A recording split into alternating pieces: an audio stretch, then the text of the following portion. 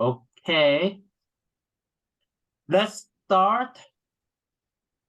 Good morning, afternoon, evening, hola, hello, bonjour, hola, ni hao, konnichiwa, 안녕하세요, and hello all, and welcome and thank you, SynBYSS people, for joining us, the 78th seminar, and I call it a Helmholtz Institute Day. I just finished my seminars at ETH or ETH, Switzerland, and University of Oxford, UK, and tomorrow I will visit Imperial College London to give my last talk this month, and my more than 3 weeks of European country trips have been amazing, and I enjoyed meeting a lot of young researchers and my colleagues, and I thank all of them, including our today's pioneer speaker, Chase Beisel, for inviting me to their institute earlier this month. Okay, it is my tremendous honor to introduce very briefly our pioneer speaker, Professor Chase Beisel. Obviously, he does not need any introduction, especially for this audience, because everyone knows him.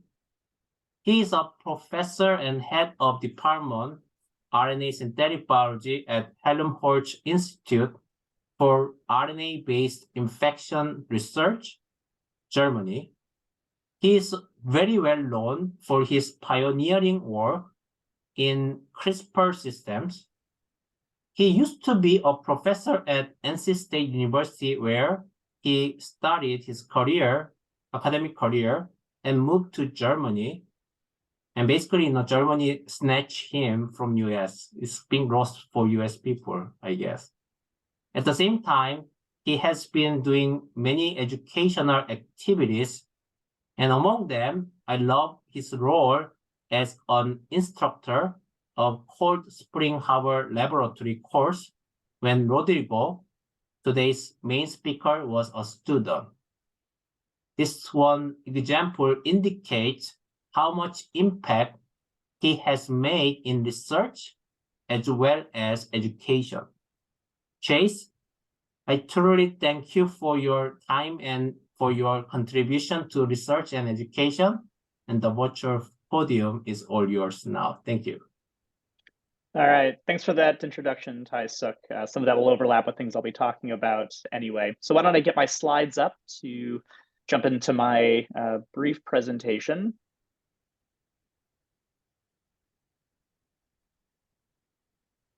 All right, can you see that okay? Yep. Okay, perfect. All right, so what I thought I would do with my limited time is just talk about my scientific journey. This is based on watching, admittedly, some of the prior SynBYSS presentations on YouTube, which I found really informative and fun to watch. And so consider this my contribution to that. And of course, it's a pleasure to be participating in this series. So where I want to start is actually where I'm at now, as Tai-Suk briefly mentioned. Just a quick shameless plug for my institute. So again, this is the Helmholtz Institute for RNA-based Infection Research, or HIRI for short. It's an institute that is working at the interface between RNA biology and infection biology, and is part of the Center for Infection Research based in Braunschweig, but then we're also part of the medical faculty at the University of Würzburg. And so we have a wonderful collection of PIs who are working at this interface, and especially with a strong focus on RNA-based technologies and advancing those all towards infection research. And for those looking for PhD positions, we also have an upcoming call for our RNA and infection PhD program. So to get there, I actually had quite an interesting and winding process that Tai-Suk has alluded to, all leading up to me working on CRISPR in Germany. And so I would say I had humbler beginnings as a chemical engineering student back in the US, where I went to Iowa State University for undergrad, just learning about how to apply chemical principles and math in order to make large-scale production facilities. I think somewhere in there, I realized that I was really interested in biological applications of chemical engineering and really sought out opportunities to pursue that.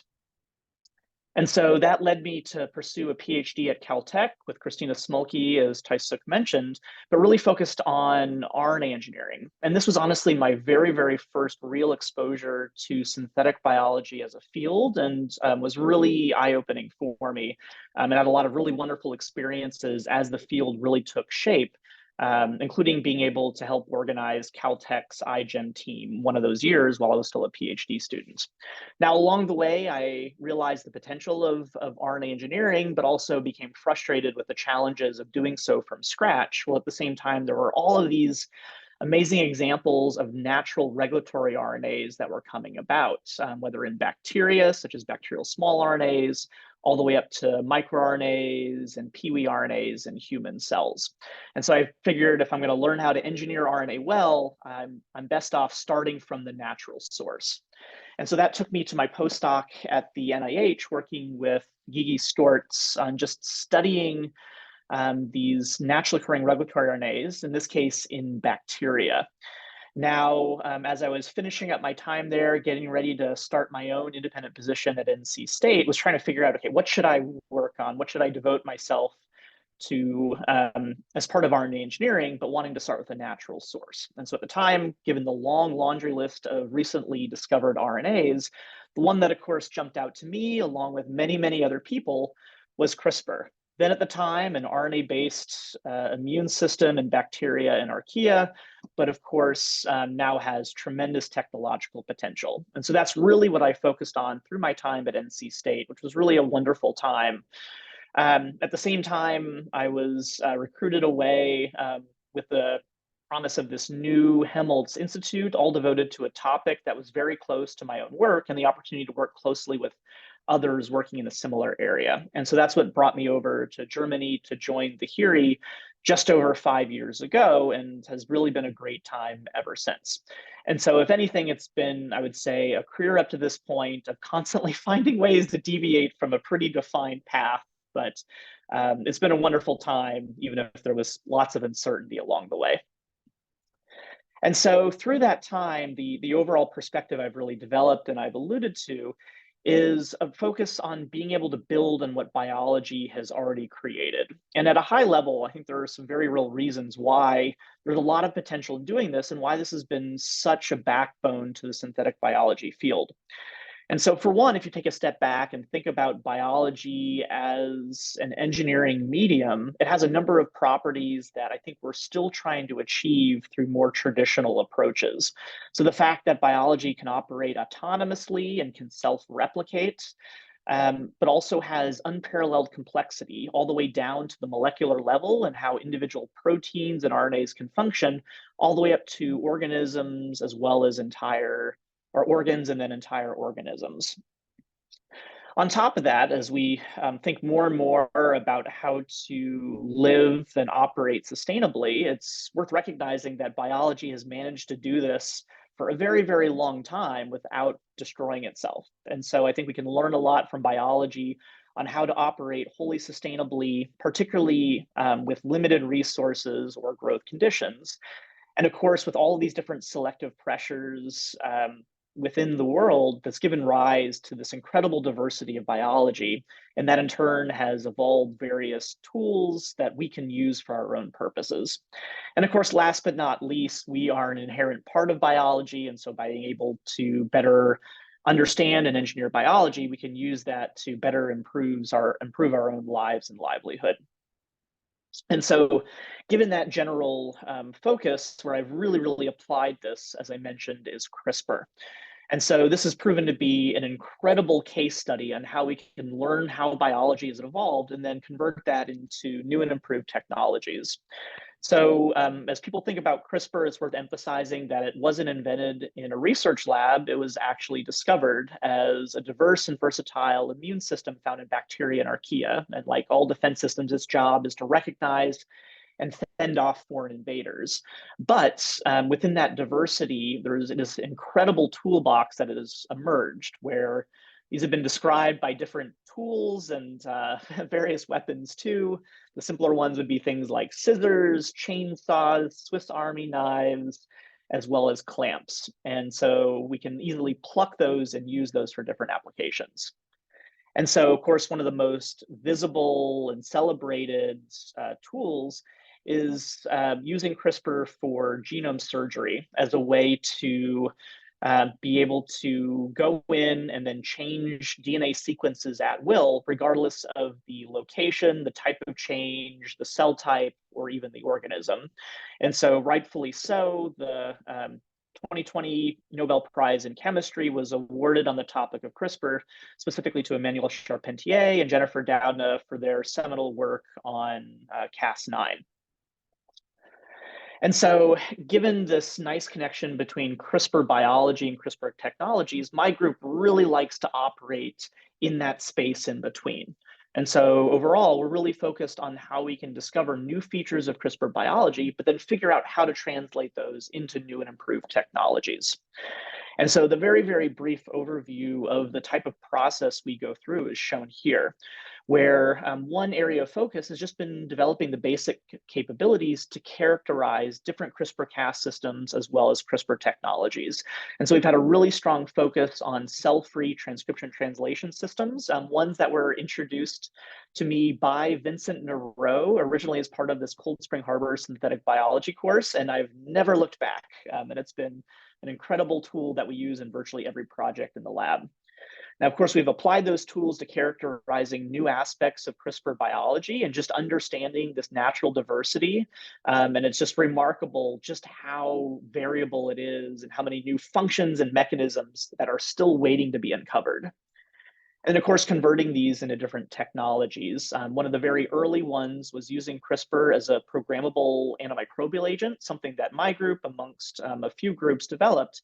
And this led to co-founding of a biotech company that's still in the RTP area back in North Carolina called Locus Biosciences.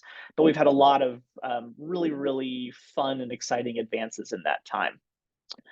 And so, of course, given all of that work and effort, it's really worth acknowledging all of the people who made that possible.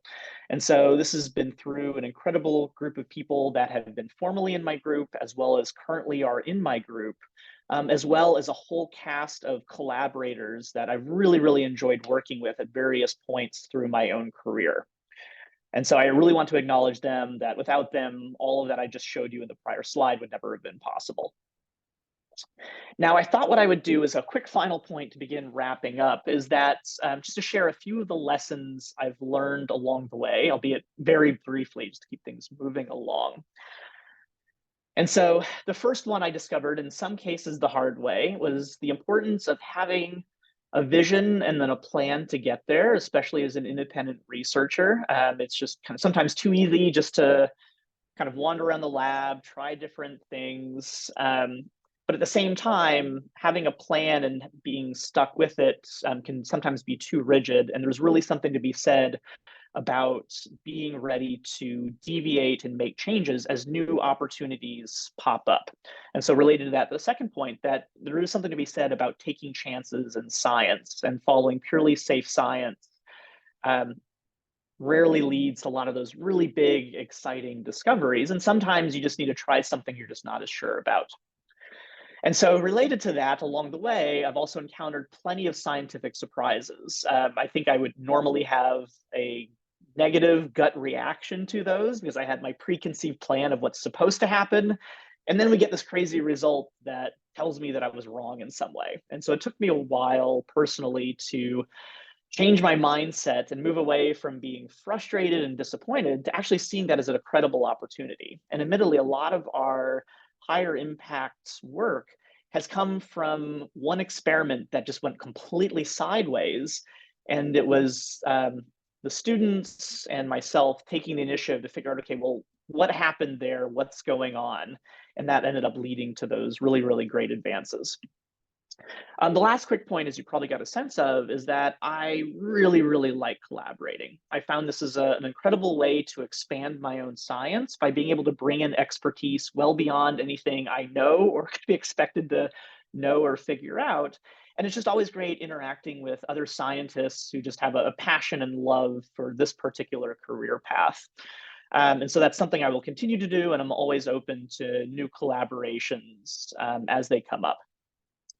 Okay, another quick point is along the way, it's really important to find good mentors, and that want to emphasize mentors plural, that you oftentimes can't have one person who can cover all of your needs or questions, and it's good to have what I call a network. And that's important at every stage of your career, from as early as bachelor's, master's, PhD, even to being a senior professor, that there's always more to learn and develop, and others can really help you on that path. And the final one, although hopefully this goes without saying, is that science can be incredibly fun, even though there are the pressures and challenges of the job and that particular path. It's just so incredible to wake up every day to be able to have these new discoveries, and that there's always something new around every corner, especially when you can embrace those surprises, again, is a good thing. All right, last point, and this is a nice transition over to Rodrigo, is I've had the pleasure of knowing him going back to 2016 when I was teaching the Cold Spring Harbor Synthetic Biology summer course. And Rodrigo was one of our student participants, then as a postdoc. If you haven't found him yet, pictured right there. And so it was a really pleasure to meet him then, and of course, follow him through his career and seeing all of the outstanding work he's been doing and he'll be talking about shortly. So with that, I will stop here, get out of the way, and pass it back to Taisuk. Fantastic. I just heard the Cold Spring Harbor release the result of new selection, new people, this year. And that's absolutely, amazing thing you did for young people. So thank you again for that one. And I agree 100% what you said. Everything. You know what? One of my students joined your company as well. I call it, coincidence or fate. And also you mentioned ready to change. That's absolutely right. The reason I love traveling is I need to adapt every single time something unexpected thing happen, including yesterday. I about to come here, but my train didn't go all the way to Oxford. I need to take the bus and then come back, come here, as well. So that's amazing. Thank you so much. Thank you. Thank you. Okay, so now the main speaker of today with a longer introduction, Professor Rodrigo Ledesma-Amaro is leading a research group at the interface of synthetic biology and metabolic engineering.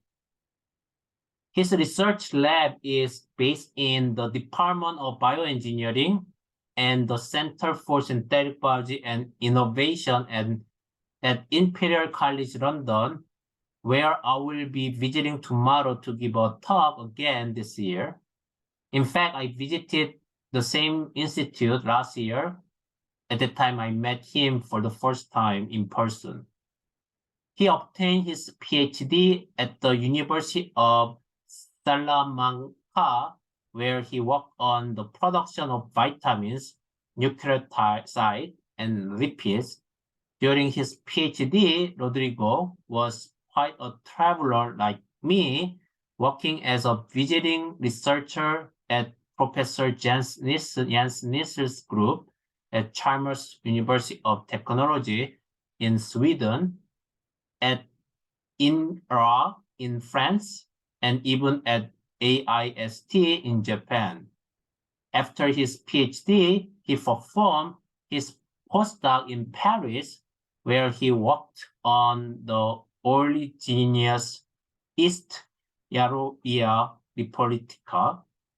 5 years ago, he started his independent research group as a lecturer at Imperial College London. Now his group is formed by 25 international researchers and has published more than 100 publications already.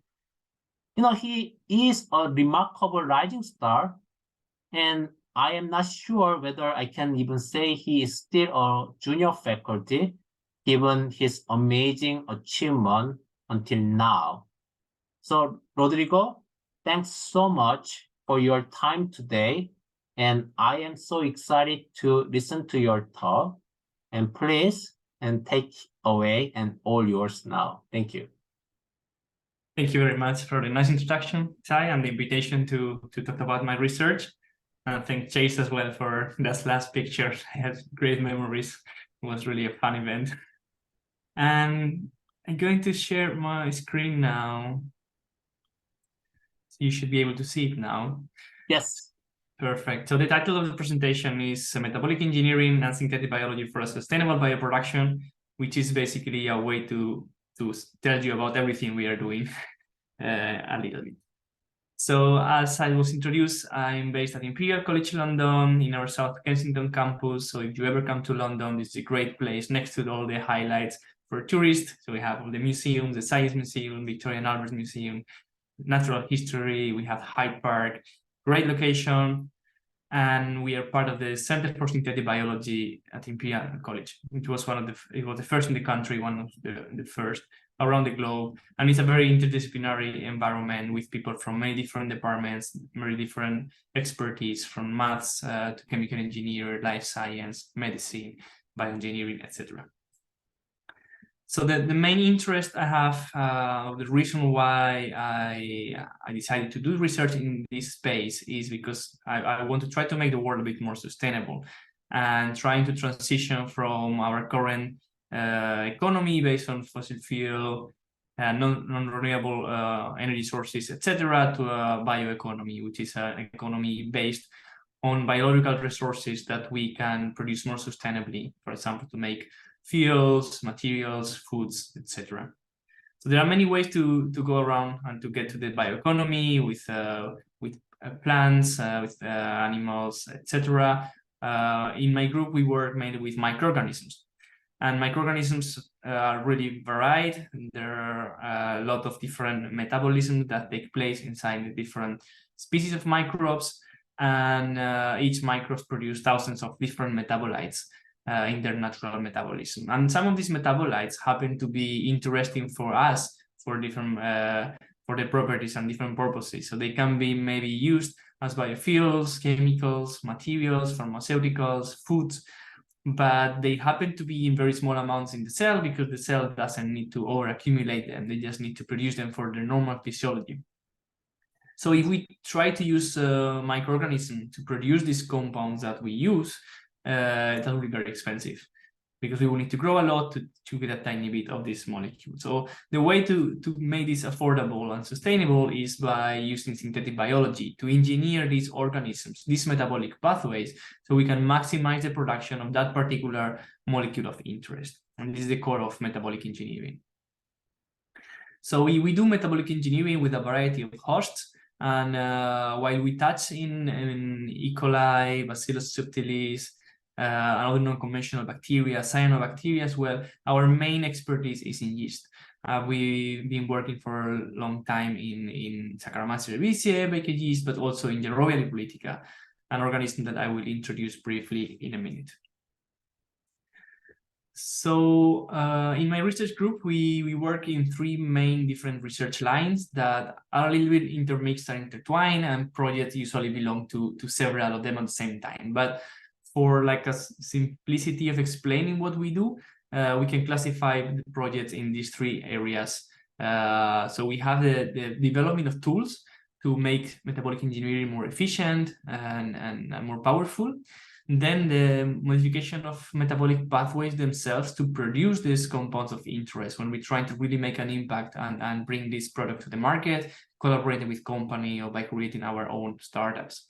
And then we're also interested in how to create synthetic microbial communities that can also help in these bioproduction goals. And we believe that there are a lot to say and to do with this idea of using microbial communities, and I will introduce this as well at the very end of my talk. So started by some of the tools that we've been working on in the past few years. So linking up to Chase talk and topic of research, I come back to CRISPR. So I'm not going to introduce CRISPR because it has just been done, but you all know that this tool can be used to target different regions in the genome, and that can be used to cut DNA, to remove genes, but it can be also used for activation and repression of gene expression. So we can do CRISPR-A for activate certain genes and CRISPR-I to repress certain genes. And one characteristic of CRISPR that is of particular interest to me is the concept of multiplexing. So this is the capacity to target multiple regions of the genome, multiple target genes at the same time. So in one single transformation, we can tune a lot of things, which is a bit different to the capabilities that we had before CRISPR. So this started as a project where we wanted to really create the next generation of metabolic engineering tools. So we were thinking big and thinking what will be the ideal tool? What are the requirements that will need to really be better than what we already have? So we wanted something that could activate and repress genes simultaneously, because in metabolic engineering, that's often the case. You want to limit competing reaction, but you want to enhance different pathways.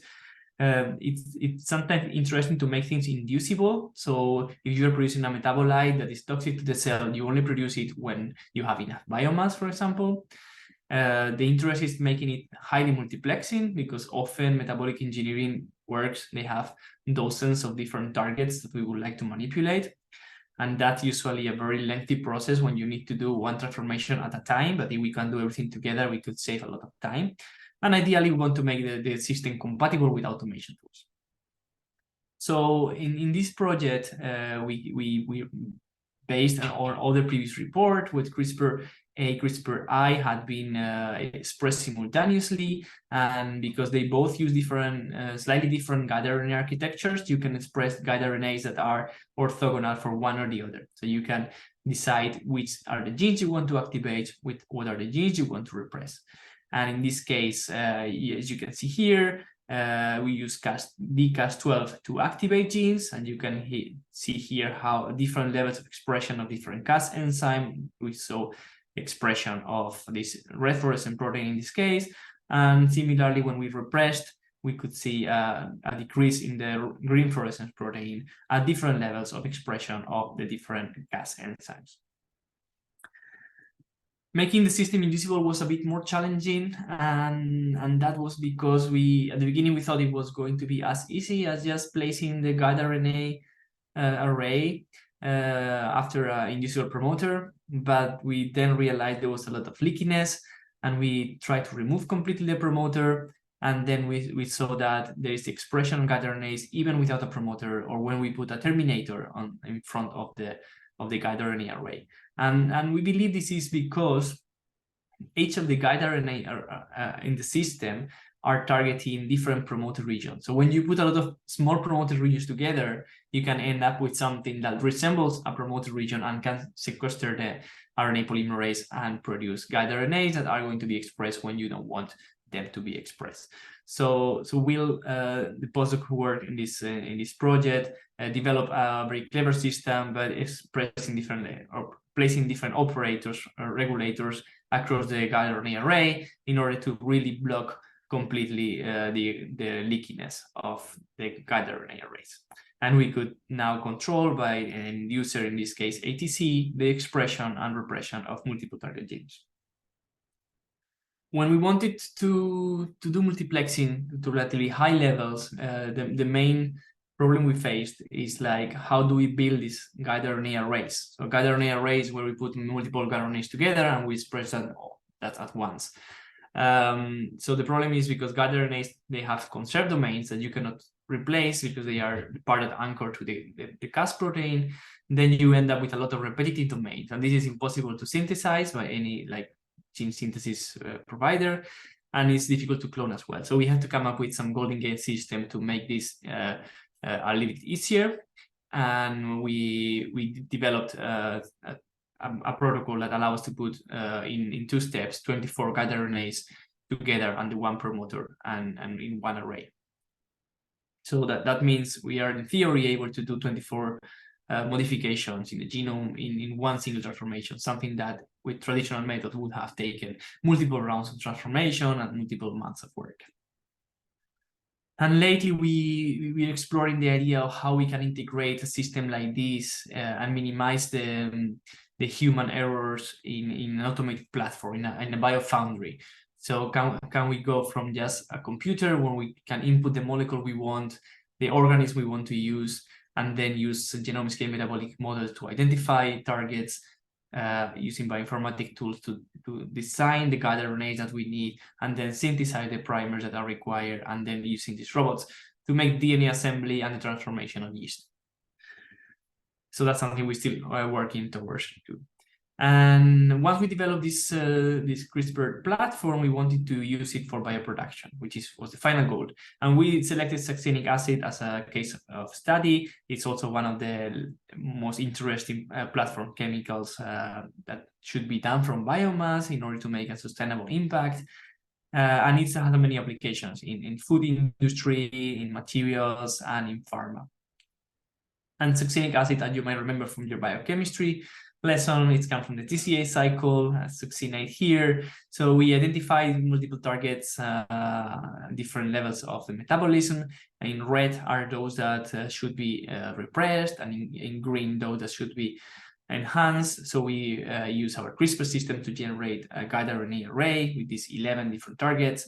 That once we transform Saccharomyces cerevisiae with them, we're able to go and repress, as we can see here in this qPCR data on the top right. The red are the repressed genes, and you can see compared to the uninduced state, they all are significantly repressed, and the activation was partially activated in some of the cases as well. What is more importantly is what happened with the production of succinate when we do that, and we rewire this central metabolism. And you can see here only when the system is induced and we have the targeted guide RNA, we saw a very high increase in the production of succinic acid. Great, so now I move to the next of the tools that we've been working on. So this is slightly different. It's also linked to the Imperial induction and metabolic engineering. It's nice to have something where we can induce when the system is on and off. But in this case, we wanted to use electricity as a cheap and affordable inducer of gene expression. So the idea is when we turn electricity on, we can also turn on gene expression, for example, of a GFP here. So all this project started with an iGen team that I supervised when I first joined Imperial. And although I highly recommend against trying something so complicated, they really pushed me to go for it. And I don't regret at all, because it was a great experience.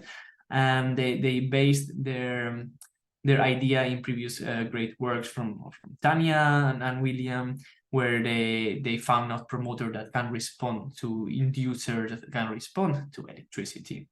So, but those previous systems that were developed have some limitations, like the promoters are complex and they can only activate, and they were only working in anaerobic condition, which limits their applications.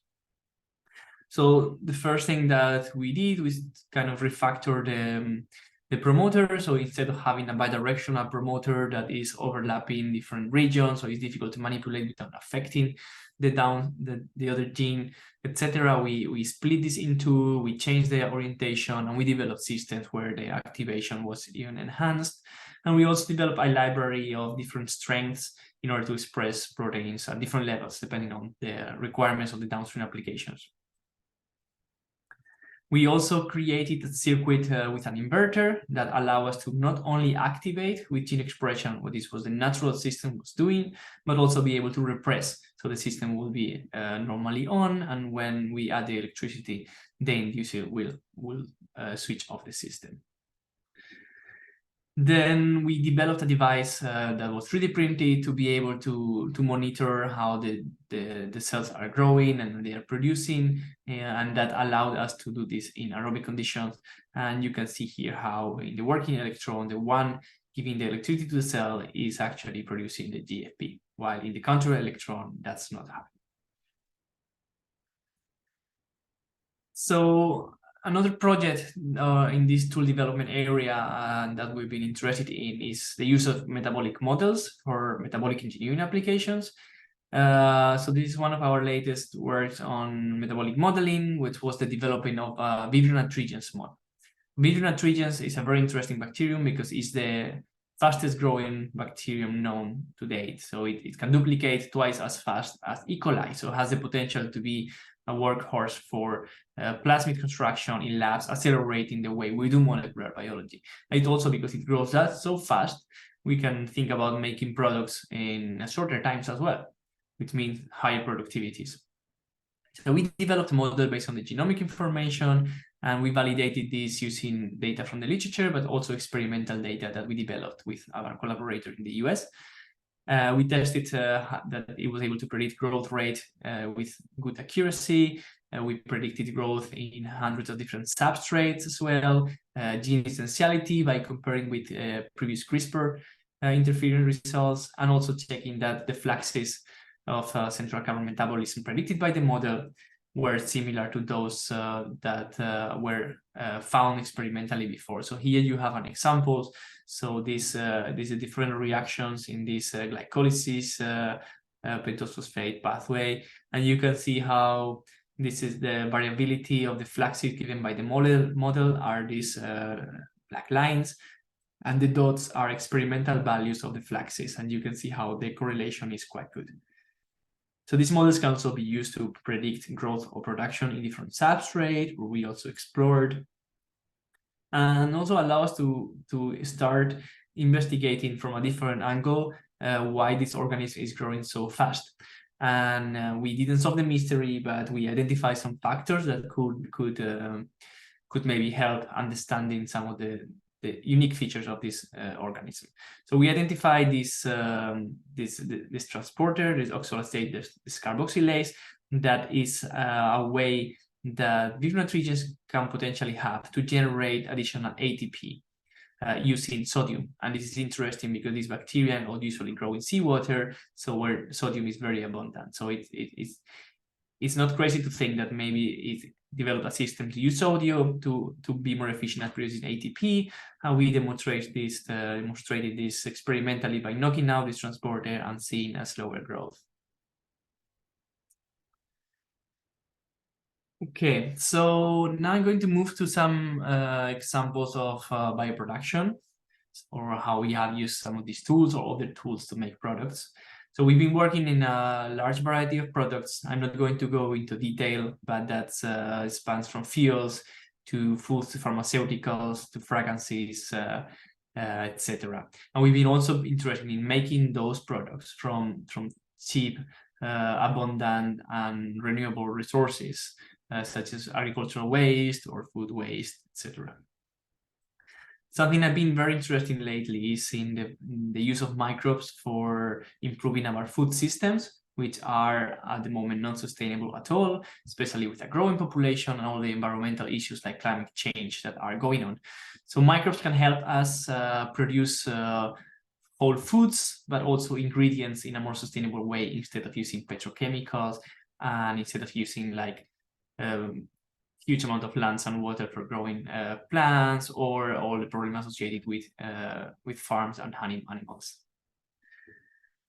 So in the area of ingredients, we've been working in a whole range of different products, from producing specific proteins which can have high nutritional values, or lipids that can also have high value, like omega-3 fatty acid or human milk fats. We've been working in antioxidants, also alternative sweeteners to try to get rid of the sugars and fight a little bit against diabetes or obesity. We've been working in making like colorants, aromas, and preservatives as well. And one of the organisms we work a lot with, and I would like to introduce to the audience, is Yarrowia lipolytica. So Yarrowia lipolytica is a yeast that naturally consumes very well lipids, and can also be engineered to accumulate very well lipids. So here you have a picture where Yarrowia is accumulating lipids inside the cell with these lipid bodies, and here you have Yarrowia eating some lipids from the environment. And Yarrowia is also a grass organism, generally recognized as safe, and it's actually found in natural products like cheeses or cured meats. So you might have already eaten this without even noticed. And we've been engineering to produce a bunch of like food-related compounds. So why Yarrowia is interesting, apart from being recognized as safe? So you can see how academic researchers are looking more and more in using this organism for different purposes. And this is the publications per year that use Yarrowia lipolytica. You can see this resemble an exponential growth. We will see how this continue in the next year, but it still amazes me how this is growing. But this is not only happening in academic research, but also in industry. And when we look at the industrial landscape, we can see more and more companies starting to work with Yarrowia, and in parallel, more and more patents in the use of this organism for different purposes. And you can see in this slide that Yarrowia has already been used for a large variety of products, and many of them are produced in competitive amounts that are higher than gram per liters. So it's one of the things that we've done in past years, and even I started doing during my PhD, is try to domesticate this organism, so convert it from a non-conventional organism to a conventional one. And we've worked a lot, but our last paper that is under review at the moment is talking about a new toolbox to facilitate the engineering of this yeast.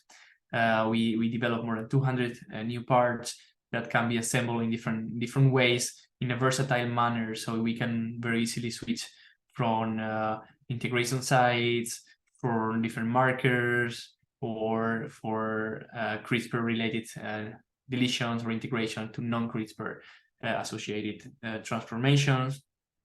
And we use these tools also for characterize an unprecedented number of promoter in this organism. We discovered we characterized more than 100 new promoters, some of them with higher expression levels than the best promoters that we knew before. And we use this tool also to engineer a pathway and demonstrate that can be useful when we need to do multiple knockouts in this organism, and when we want to express multiple things in parallel. That can accelerate really the way we engineer this organism. In this case, we wanted to produce HEA, biomelanin, and we managed to increase these titers significantly. And then we use these and other tools as well to make other products. So I'm going to very briefly jump through these slides because we don't have tons of time. But we've been producing, for example, resveratrol, which is a compound that is usually found in red fruits and chocolate, but we don't want to waste this precious chocolate to extract this antioxidant. We prefer to produce this in yeast, and that has application as well in the pharma industry. So we took the pathway from the grapefruit, and we engineered in Yarrowia to produce this compound, and then we did some bioreactor experiments to increase the production levels.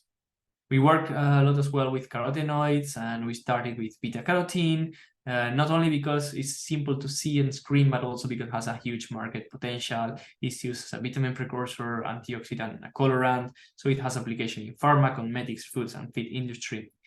So we engineer Yarrowia to produce this beta-carotene, and we did some Golden Gate libraries to optimize the combination of gene promoters. And because we can select by color, it was possible to kind of use this as a high throughput method to screen combination of promoters and select the best one. So we really found some more orange colonies that we could sequence and identify which promoters were working better, that we then used to further engineer this strain to make it even higher producer, that allow us to then go to bioreactor and make some fed batch cultivation to produce gram per liter levels of this compound. And now we are in higher levels than this. Okay, and the last part, which I'm going to also go through briefly, is the interest in microbial communities that I mentioned initially. So when we look at nature, we never see a single organism taking over a whole ecosystem or environment. It's always a community of organisms that interact, exchange information, or exchange metabolites, communicate with the environment, adapt, and work together as a team to do their ecological roles. So when we think about bioproduction, traditionally we've been isolating one single organism and kind of trying to modify it as much as we can to make it able to do everything. But sometimes by trying to do that, we break the organism, but overburden by expressing a lot of genes, or sometimes we don't know enough about the pathway we want to incorporate, and we cannot really produce high titers. or at some point the genome of the organism cannot be modified anymore. We struggle to transform it again after many modifications. That's some of the limitations that we are finding with using a single organism for bioproduction. So if we look at nature, we can extrapolate and say, okay, why don't we do bioreactors with multiple organisms, where some of them are specialized in breaking down a complex substrate, some of them are specialized in using that broken substrate into the production, and maybe some others are specialized in recycling some of the byproducts, so we can maximize the conversion of the substrate into the product. So this is what I illustrate here in this image to the right. But the other interesting thing of this, apart from having a tremendous potential impact in bioproduction yields, is that we will be learning about complex microbial communities that we know are very important for health in human, plants, etc. But they are very complex to study because of these many organisms, these many interactions. So by creating these synthetic communities where we know who the members are and what they are changing, we can try to create knowledge that allow us to understand and engineer better complex microbiome system like gut or the plant microbiome. So we work in two types of synthetic microbial communities. What we name fully synthetic communities, when we create these communities, simple communities from scratch. But semi-synthetic communities is where we take a complex community, we isolate an organisms, and we modify to make a specific to have a specific property that this didn't have before. And then by putting this back into the original community, we can totally change the activities of that community. So there are three main mechanisms that we are studying. One is division of labor, is how we can tell the different strains to cooperate in the production of a specific molecule, or by separating tasks, specializing themselves in different aspects of this production chain. We're also very interested in cross-feeding or dependencies, or how the two cells can exchange metabolites that are essential for them and prevents them to go in different directions. They need to they are forced to work together. And we're also interested in controlling population levels by different circuits. So in a case of, for example, having a pathway, let's here in the left, where we have a molecule producing the intermediate in purple and another cell producing this molecule here, the product in red, we might need at the beginning of the culture a higher amount of the first cells, and in the end we need a higher amount of the second cell. So ideally we will be able to tune the abundance of this population to maximize production in the end. So that requires the creation of control mechanism for this. So I'm just going to show one example of this research that just came out, well, it's just been accepted last week. It will come out soon in a journal. And you can see here what we did is to screen high throughput a library of yeast strains in a way that we can select those that can exchange molecules and maximize interaction between them, and they can form a solid and robust synthetic microbial community. And then we use these communities to also do division of labor, to be able to work together towards the production of a compound of interest. And as you can see here in bottom right, we were able to increase the production of the molecule of interest significantly when we combine these synergistic communities with pathway split. And with that, I would like to really thank all the people behind this work, to all the members of the research group, the present and the formers as well. As I would like to thank also the funding agencies, and again, thanks Tai for the organization of these seminars, which are great, and thanks everyone for your attention. Amazing talk. Congratulations again for your recent accepted paper. I'm excited to, read carefully and everything, once that is released for the public. Let me check with the Q&A. We have one question, but we answer by typing chat, so that is okay. Okay, let me ask question. So your consortium work is very interesting, because I believe also in the future people should use, multiple bacteria to basically, making some product. And then actually that is one idea I also put into the perspective or vision in one of the cell journal.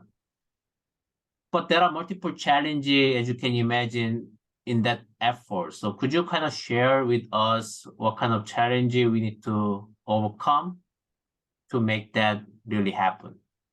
Yeah, I think there are many challenges really, and I was not expecting to the path to be so complex when I started to work on this, because I was used to work with one single organism, and when you modify that organism, you expect a change. But now with communities, you start to see unexpected behavior that happen just because of the combination, right? So the way one cell express genes is going to be different if there is a neighbor there, although we don't know exactly why, but there's clearly ways of communication that make total sense when you think in nature, right? So the organism are going to understand that some other organisms there, and they're going to start regulating them differently and collaborating sometimes competing, right? So I think one of the major challenges that we are finding is trying to predict when division of labor is beneficial, and it's not always the case. I mean, I would say most of the time it's not the case. That's what we are understanding, and there's ways to try to predict what will happen, but in the end it's really complicated, right? We know very little about the transport of metabolites across membranes and cell walls, and that's one of the big limitations I think that we have to understand communities, understanding this transport mechanism. Our metabolic models don't really predict well transport, so we don't have really powerful in silico tools to help the design stage. We're mainly like doing modification, thinking what could happen, and finding often that what's happened is a bit different, and trying to go back and redesign experimentally things. So I think, yeah, that's one of the challenges, but there are many. That's very interesting. So that remind me of my conversation just, in just this week, I mean, in Switzerland with the multiple people, including Dr. Sterling. He's doing, also mostly modeling, but about how to, predict eventually, the interaction between multiple bacteria in the consortium. And then still very challenging, idea, because we cannot measure which molecule coming from which organism. So there are multiple things we need to understand, but still exciting because, I mean, you already also mentioned, if we have some predictable tool, which way is better, single organism is better or multiple organism is better for specific compound and specific situation, that might be great, but we still do not know or do not have ability to predict which one is a better way to do. So lots of things need to be developed. Okay, wonderful. So let me check with another question in the chat. Actually, we already answered that one. Let me see chat. Okay. So let me ask in that case one more question quickly, and then we probably wrap it up. So another kind of related question. So you kind of combining synthetic circuit with the metabolic engineering in your research. And then, as you can imagine, also I'm going to discuss tomorrow with your colleague, Francesca. One problem always happening when we implement some circuit or more gene into the cell system, that is always burden, kind of associated. And could you kind of comment on those points? Because, that is another important thing we need to consider in the future. Yeah, that's a good point. So yeah, burden is one of the reason actually why I think moving to communities makes sense. Right. Because at some point you modify too much, you generate so much burden, and then the system breaks. So I think that's one of the big applications of communities. But yeah, it's true that burden is still a mystery in a way. It has been extensively studied in bacteria and E. coli, and where the effect is very clear. And I work with Francesca and Tom Ellis and Gibbard. It's great to understand and to get around that by smart circuits that self-regulate and minimize that from happening. I think in yeast, there's still a lot to be known, and we don't see as much, I would say, metabolic burden as we see with E. coli. It's not normal that we express a gene and we see a growth effect unless there is another reason for that growth effect. That can be the metabolite that is producing is toxic, or it's messing up with some regulation or something else. But just the expression itself, I would say yeast is a bit more robust to that. And maybe the reason for this is just the yeast grows slower. So then you don't notice the burden so quickly. Yeah, I think it's a problem for metabolic engineering. I wouldn't say it's the first problem. It's the main problem that we face when we try to produce a product, at least in yeast. There are other, like understanding the pathway regulation is still probably the main challenge. And then yeah, for when you want to go from milligram to gram or higher than that, or you scale up, then burden can become an issue. Right. So that's an excellent point. Actually, Mustafa Kamashi, he and I chat long hours, during my visit there. And then one of the hot topic was about burden, how to deal with those burden in the end. So the fantastic that I guess, now I see my clock a little bit over 1 minute over my time. So let's close and then we chat, informally later. Okay, so again, amazing talk. I really excited to listen to your talk. So thanks all for joining and staying today. Oh my God, now it's end of the April already. We'll meet again on May 4th, Thursday, the same time, the same Zoom link. We'll have Professor Harris Wang at Columbia University and Professor Andras Yogi at New York University, Abu Dhabi. I'm not sure how they were paired because Andras University is not in New York City, while Harris University is in New York City, but the name of his university is a New York University in Abu Dhabi. As usual, the follow-up informal chat will occur without recording. Please stay here if you are interested in chatting with today's speakers, and I will promote you to panelists who can speak and show your handsome and pretty faces if you wish. And thanks. I will stop recording. Thank you. Just let me stop.